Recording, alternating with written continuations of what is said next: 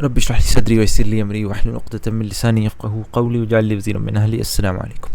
Okay, from now onwards, I'll also start showing you very minute, I hope to, inshallah, may Allah give me the tawfiq, I'll start showing you really minute examples of Qur'an's literary perfection as well. So small that you wouldn't have imagined that the Qur'an was so perfect down to this level.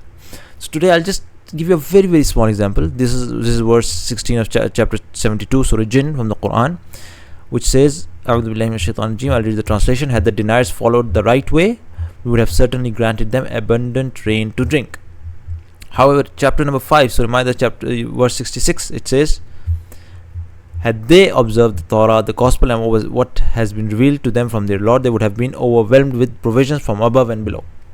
The thing I want you to notice is, I've given the word by word translation here. If you can see, law means had they, istaqamu, had, not they, but law means just had they, had, only if, istaqamu, they had remained on the way, we would have given them to drink water in abundance.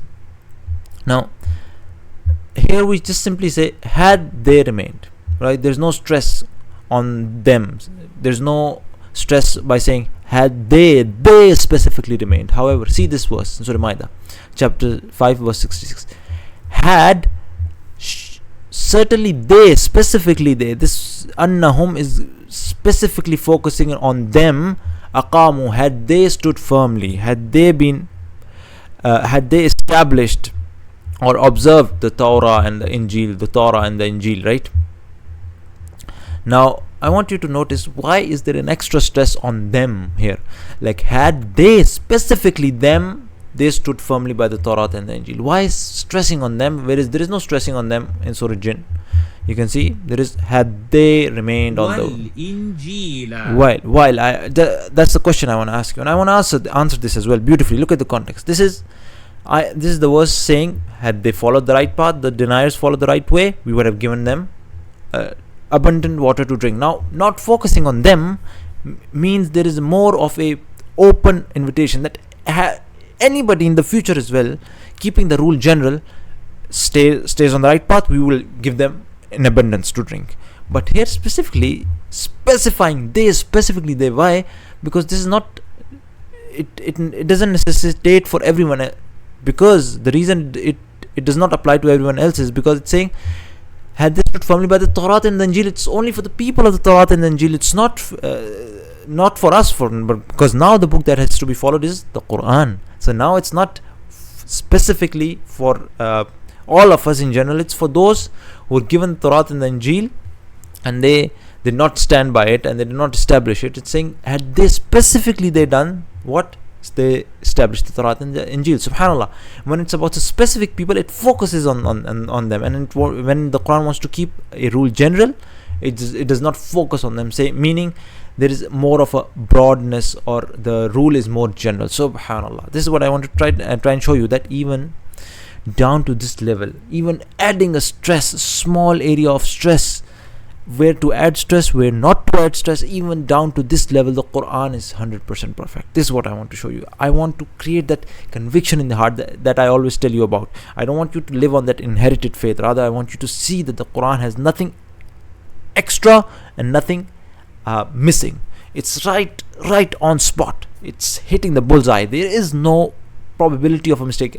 That's why if God wills, I'll now further on even share with you the very, very tiny examples from the Quran that go on to show that even the small differences make a huge difference in the Quran.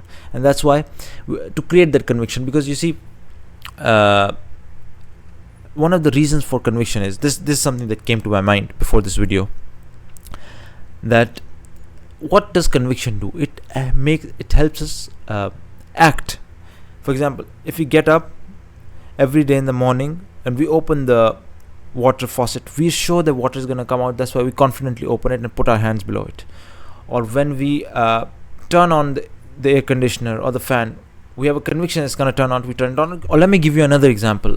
For example, those people who have a job, who work in a company, they get up every single day with a conviction. What's the conviction? That at the end of the month I'm going to get my paycheck.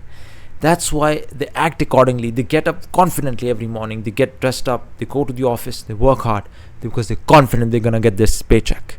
This confidence gives them the energy to act. This is the level of confidence. Even more so, I want people to develop, the Muslims to develop in the Qur'an, because when they develop their confidence, they will observe the 5 daily prayers, for example, so firmly, with so much conviction that they're certain that if they don't do it, the promise of the Qur'an will come true. They'll burn in hell for it if they don't do it, or they will be given paradise and the rewards of the paradise if they stand by the commandments of Allah. This is the level of conviction I want to create, and that's why I'm going to hopefully, inshallah, start showing you these tiny examples as well.